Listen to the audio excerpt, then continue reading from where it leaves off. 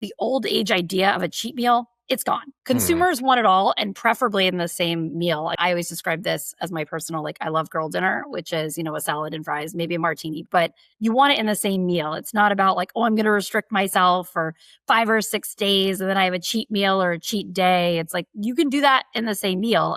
This is especially true, for women as well as younger generations. They don't like to feel restricted. They want to eat healthier, but are not willing to compromise on taste. So they want that better for you food to feel just as satisfying and crave worthy as classic comfort favorites. So I always think that means health consciousness can be a little bit hedonistic as well. It doesn't have to be restrictive. And I think that's really critical for restaurants to think through too, is if you're going to do something that's lower in sugar or, is vegan or whatever the case may be, they expect it to taste just as good, if not better than the original.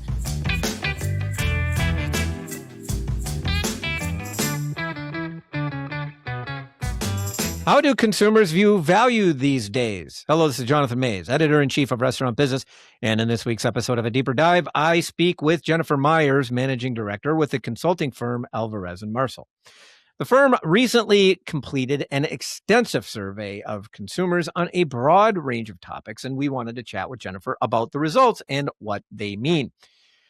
We talk about the value equation and how consumers' views of value have changed over the years from cheap food to value for the money. We talk about what drives consumers out of restaurants and how restaurants can adapt to these changes. We also talk about a lot of other topics, including the growing snack occasion and that's impact on restaurants, consumers' views on health, along with nostalgia marketing. We're talking about the consumer on A Deeper Dive, so please check it out. Okay, I'm here with Jennifer Meyers. Jennifer, welcome to the podcast. Thank you for having me. All right, let's just start off. Tell us a little bit about yourself. Sure. So I've spent, it's embarrassing now, but I guess over 20 years, more than 2 decades, obsessed with restaurants, obsessed with consumer behavior. Started out my career working for Arby's on the franchise co-op side, and then pivoted to working for Jack in the Box, got recruited at the age of 25 to be the head of marketing for Southern California. And from there, spent about 7 years focused on consumer behaviors, mindsets, motivations, how to expand successfully into different markets, and then pivoted to the dark side, became a consultant for the last 15 years. Still very consumer obsessed, but providing guidance for all of my different clients across menu, marketing, restaurant operations, all the touch points that really deliver an exceptional experience. And I'm excited to be here now talking about all the things that I love. Right. Superb. Well, you just came out with a report that I found fascinating, and it gets to some of the issues I think that we've been talking about in the industry for the past couple of years. The biggest one to me is how consumers view value has changed pretty markedly. And a lot of people have been saying this for a while, and largely looking at numbers from chains like Chili's compared with companies like McDonald's. Talk a little bit about what your report says on that, if you could. Absolutely. So now I'm part of Alvarez Marsal, and we're very hands-on. Many of us, like myself, have been operators. And we came up with this study because, again, just trying to really understand what are the emerging trends that are redefining what guests crave, how they order, and what drives loyalty. And as you mentioned, the first big trend, not surprisingly, is all about value, right? What we found that I found really compelling was that the value equation has changed. It first meant, quantity for a price point. Essentially, how much food can I get for $5 or whatever I have in my wallet? And there used to be a general understanding that a value menu was smaller or lower quality than a regular menu. At least that's what I remember also back in the day. There was just an expectation, especially with older generations. And we saw that in the study that was just the norm. Then it shifted as loyalty programs the last, 5 or 10 years became more prevalent. It really began to mean feeling valued. How will you reward me for my loyalty? Customers expected every restaurant and retailer to have a loyalty program that really incentivized them for their patronage. But what's new today is the primary motivator for value is it worth the money? It's about quality and great tasting food, which isn't too surprising when you think about the influx of brands competing for the same consumers that used to be fairly overlooked. And in fact, we found when we digged a little deeper that quality plays an even bigger role in customer churn, and quality over a discount is the primary tactic to bring back lost customers. So you're saying that loyalty programs sort of influence consumers' shift in how they perceive value, that essentially they've now been trained with so many so many loyalty programs, not just in the restaurant industry, but certainly outside of them, to that if they're going to go to your establishment on a regular basis, that they want something in return and they don't really want to compromise on. Yeah, loyalty programs are basically table stakes. The consumer just expects that. When we looked at our survey, it didn't rank in the top reasons that would motivate you to visit a restaurant. It just has become an expectation because almost every brand now has a loyalty program. Now, to your point, also, it's about how are we using a loyalty program, not just to communicate deals. It's really about how are we using them to communicate quality, great tasting food, and really elevate our current menu versus just discount the fan favorites. But it seems kind of a challenge, especially for certain types of restaurants. So like a lot of restaurants are franchises and they can ill afford to, cut the profitability from a specific item because they have franchisees that have to pay royalties and marketing funds and things like that. And it doesn't take a whole lot, especially for certain types of concepts, to really hurt their profitability. And then you get pushbacks and other sort of. So it seems like that's sort of a challenge. Like, how do restaurants deal with that sort of changed value viewpoint? Well, I think this should be great news for franchisees because the consumer isn't just looking for a deal.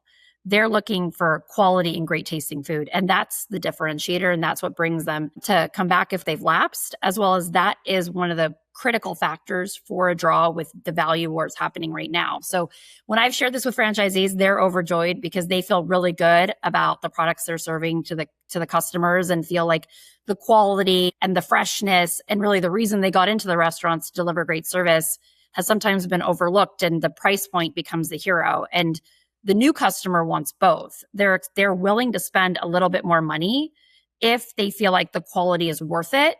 And they feel really good about like, hey, I spent, I was only going to spend $5, but I spent $7, but that was great quality and it's worth it. And I'm willing to come back. That's the main takeaway. So it's not that either one is better than the other. You have to deliver on both, but that quality is really at the forefront compared to the past.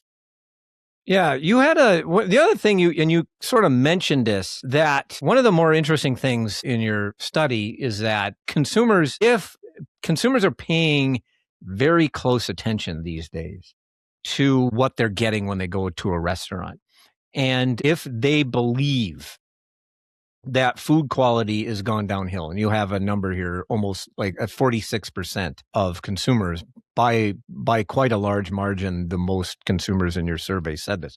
If they believe that their food quality has gone downhill, they will abandon the restaurant company. And then, of course, the number two is no longer feels like a good value. So it seems like consumers today are paying more attention to what they're getting at the restaurant, and they are really hyper focused and very vigilant on that subject.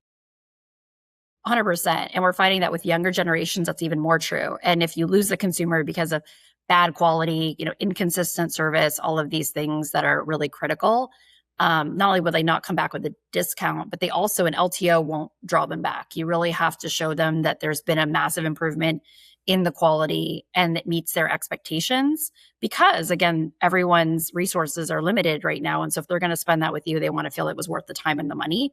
And that's just a huge departure from what we've seen in the past. Yeah. But yeah, I mean, I don't know, I've seen a lot of situations. I'm on social media quite a bit, and I pay attention to the comments.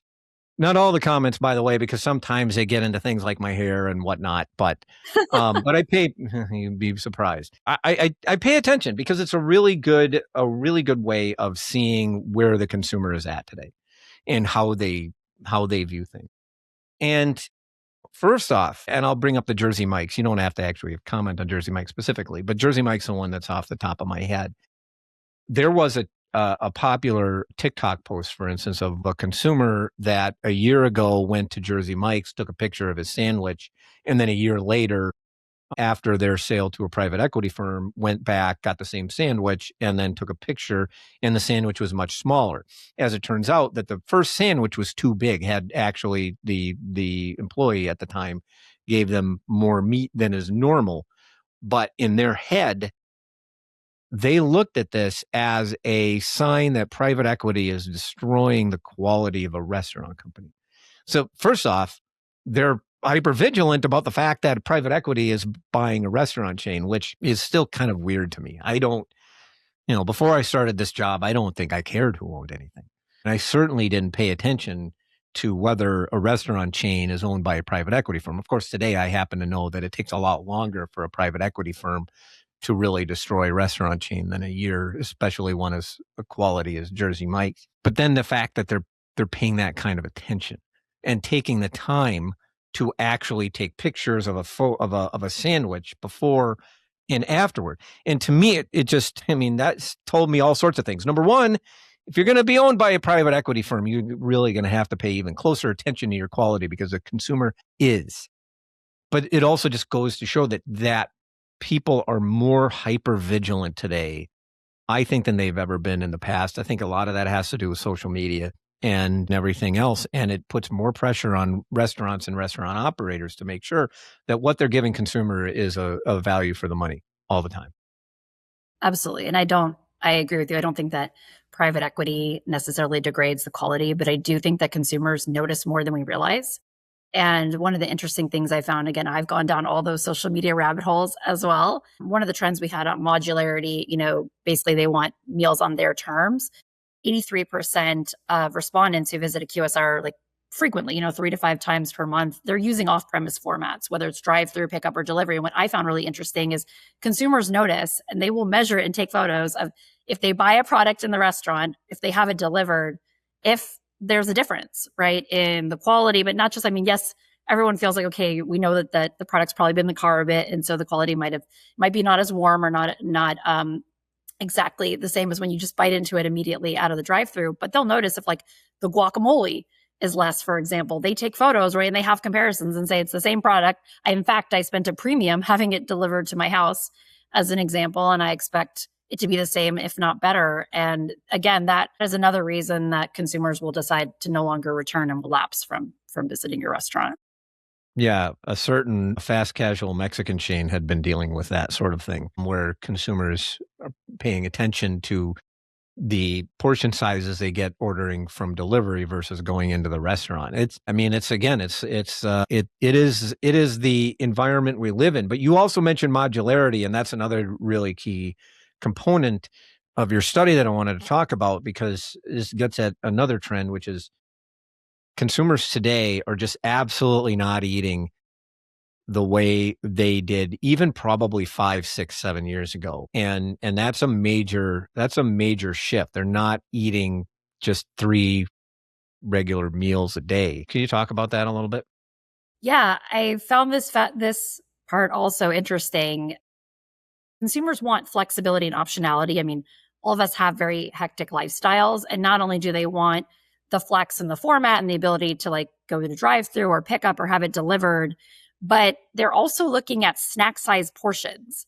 So they want to be able to have them eaten throughout the day, like smaller, like mini meals, or I always joke about this, but they want like a bento box. They just want to be able to create their own version of a combo. They don't necessarily want to be forced into, I have to have like this protein and this beverage and this snack. I want to maybe have I want to have multiple things. Maybe I want 4 to 5 little things so they can have more flexibility, the option to try more and have it be more of I would say like a strategic meal. So I think of snack as a strategy, not necessarily a day bar. They're like, oh, right now I'm craving this and I want to have, which leans into our indulgent trend. I want to have maybe something that's a little bit more indulgent like fries, but I also want to feel good about a salad. They just want flexibility in everything that they're doing, whether it's pickup, drive-through, like format flexibility, as well as flexibility in the meal type and in the variations for their meal. And this isn't just customization. This is literally the ability to have like micro meals or mini options from a snack capacity. Yeah.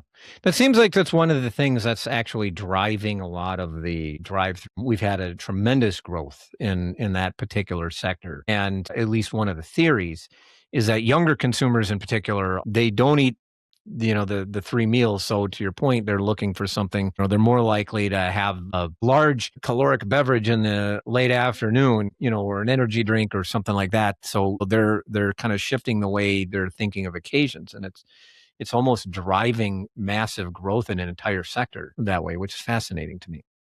Yeah, I think we were so structured like there in the past, right? It's like you have breakfast, you have lunch, you have snack day part, you have dinner, and then you have late night, and you only offer certain things during those times. And the customer just doesn't eat or think that way anymore. They want to be able to eat whatever they want, when they want, how they want it. And that's just been such a big shift. Plus, again, they don't want to be forced into the notion of a traditional combo. They want more flex. And maybe it is, like you said, a bigger, more indulgent beverage with a smaller snack, and they want the flexibility to do that. And I think a lot of those beverage companies have found that niche, and that's why they've been incredibly successful.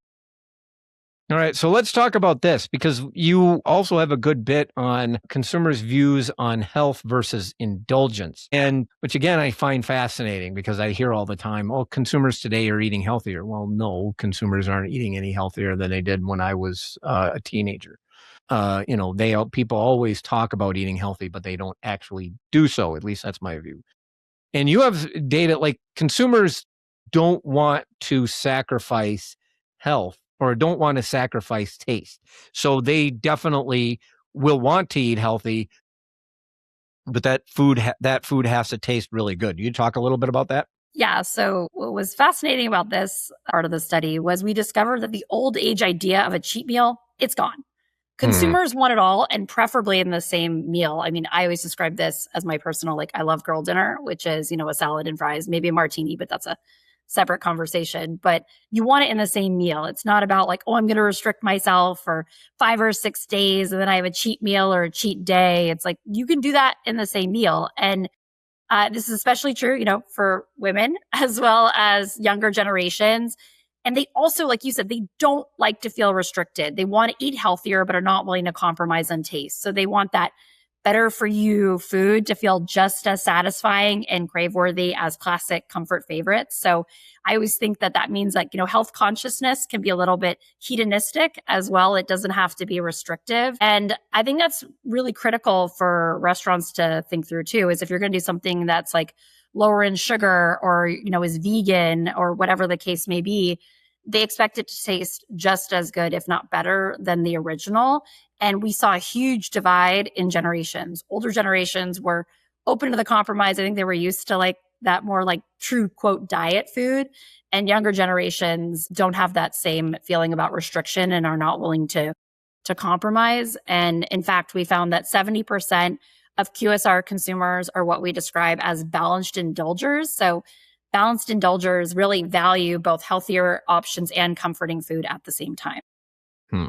It's kind of hard to meet younger consumers' expectations today. And that you think about this, like just in the first half of this podcast, we've talked about younger consumers want their food to be healthy, but they also want it to taste good. And oh, by the way, it has to be a good value. I don't think Like, health is a pure driver anymore. So that was the other thing is like health, the notion of health, I think it's about quality versus pure healthy. And I think that's an important distinction to your point, is that the notion of healthy or perceived healthy is something to really unpack for restaurants. It's not that they want like let's say they're going there for indulgence, right? But it's about balanced indulgence. I think that's the main takeaway, is that you need to have both. And I know that can be hard, but I'm not saying everyone should have salads, but it's about how do you make somebody feel good about where they're spending their money.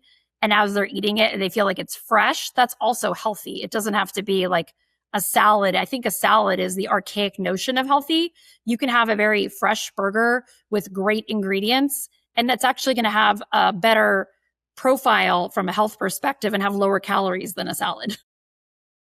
yeah, well, I also think that trying to, not to rant, but to rant, I also find that health is almost like a constantly moving target, and really, really difficult to get a sense of what consumers consider healthy today versus like today. Like we just had the food pyramid more or less just turned upside down. And so you got largely a generation of chains that were basic or menu items and restaurants that were built for one type of healthy eating now have to figure out ways to shift and things like that. It's a moving target. Everybody should just be raising canes and just order and just sell fried chicken and be done with it. I just think that's one of the most difficult things to get a hold of. Well, I don't know In if the this, food pyramid was ever truly healthy either, but that's a whole no, separate random yeah, conversation. separate conversation. So let's talk a little bit about nostalgia, because you have a little bit of stuff on here on this, and that's another thing. Like, we've seen a lot of restaurant companies. Um, McDonald's has played the nostalgia card, or has played nostalgia like a fiddle over the past few years. We've seen Burger King and Wendy's and other companies get in on the act. And you have a number, a data point in here, like 2 in 3 consumers consider emotional memories or strong influences on where people eat. Can you talk a little bit about that?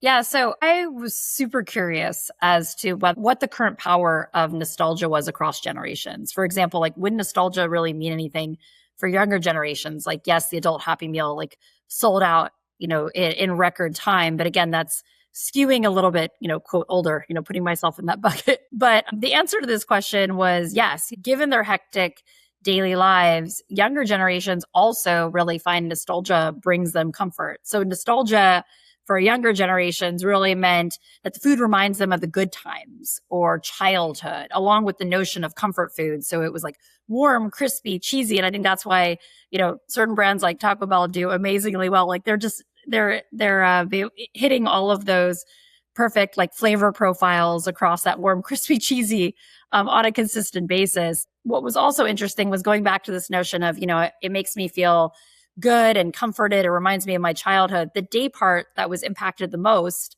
not surprisingly, is breakfast. More than 1 in 3 customers said classic and comforting breakfast items were an important factor in deciding where to go, just behind, obviously, of course, in the morning, speed and value are king. Like, you're in a hurry, especially if you're me, you've hit the snooze 5 times.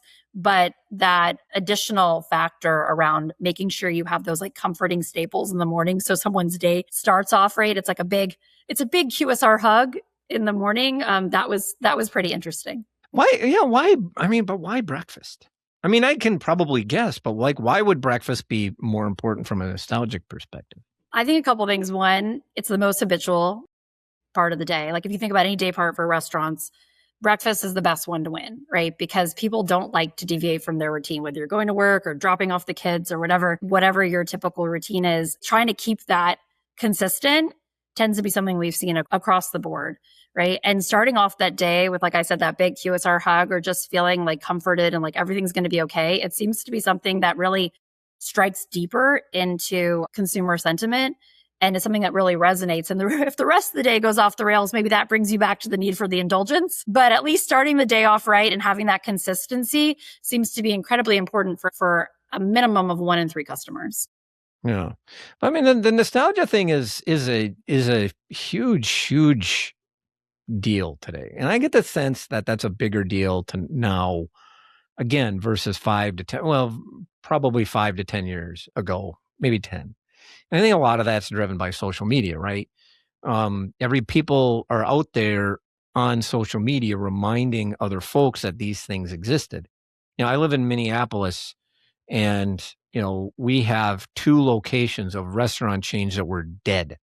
Chi-Chi's, which died a long time ago, and Steak and Ale, which also died a long time ago. And there's enough nostalgia behind both of those restaurant companies that somebody felt strong enough to be able to open up, and they get, as far as I know, still really strong business for restaurant chains that a lot of consumers were not even alive the last time they were actually open. And so, like, it's, I'll never forget, like, it's Steak and Ale. Nothing wrong with Steak and Ale. It's a fine restaurant chain, right? I'm not anti Steak and Ale by any stretch of the imagination, but I would not be in front of Steak and Ale taking my picture in front of it like I saw people do. The same with Chi-Chi's. Again, nothing wrong with Chi-Chi's, but I mean, and that nostalgia is driving a lot. Another thing is, like, I'm old enough to distinctly remember and have consumed plenty of McDLTs from McDonald's. And that's a product that did not do well enough for it to remain on McDonald's menu. And yet there are people like me out there just constantly pushing it. Like I'm always, anytime people ask me what menu item McDonald's should ask, I'm out there saying a McDLT, and I'm not alone. So it's just like such a big driver. And I think social media is such a big role to play in this. Is that right? Yeah, I mean, I agree. I think social media is important when it also comes to like pushing newness or reminding you of the past. And I think, like, again, going back to what you said, I had the same question. I was like, what would younger generations even care about, like diners? Like I think about like the Culvers, the Freddy's, the Sonics, who really like tap into that era. But it's not just, it's the brand. It can be either the brand itself and it reminds you of your grandparents. And again, highlighting those cues through social media really amplifies it. Or it can be the products themselves. You know, if you think about like pancakes and things that remind you of just foods that you probably might not make for yourself in the morning because you're rushing out, but you can get them somewhere else, or something that just feels very like comforting to you and reminds you of, like when I was interviewing folks, it was reminds them of their grandma or their mom, or those mornings, those touching moments. It just, even though they're not there with you in that morning, it makes you feel like they are. That's why nostalgia is so resonant in breakfast. But again, it permeates throughout the day with those other brands and what they're doing. So I think that's also why you've seen success there. And so I think brands have to think about how can they, if they're not one of those brands, or even if they are, how do you tap into it in an authentic way that connects with both folks that were, you know, can truly remember those memories from those times, or that they've shared it with their children from either a product perspective or a timeline perspective. And that's how you can really drive value in the morning and throughout the day. So if there's one big takeaway from what we talked about and from this report that operators can take away from this, what would that be? I think the biggest takeaway is that we know that you're really busy, and trying to, you know, knock it out of the park on all 5 trends can be challenging. But when I think about it on the value front, it really, that's the halo across everything. It's making sure that you're not just focused on a price point. You can't win those wars. I look at right now, QSRs are taking 30 to 50% off during the value wars. Fast casual is a little bit less, but it's really hard to compete. And the way to compete is sticking to your brand heritage, making sure that you haven't lost sight of communicating that to the consumer and assuming that they know what you're all about, knocking it out of the park on quality, freshness, and using those cues to communicate that. And then leveraging LTOs in a more strategic way and having balanced menus where consumers can be a little bit indulgent, potentially through a snack format, but also have something like that makes them feel good from a perceived healthy perspective. Perceived healthy. That's actually a really good point. Jennifer, this is great. Really appreciate you joining me this week on the podcast. Thank you for having me. And that should do it for this week's episode of A Deeper Dive, which was edited, as always, by Spoons. You can find this and other episodes of the podcast on our website at www.restaurantbusinessonline.com/article/deeper-dive. But by all means, subscribe on Apple Podcasts or Spotify. I'm Jonathan Mays, your host, podcast producer, and the editor-in-chief of Restaurant Business. Thank you for listening.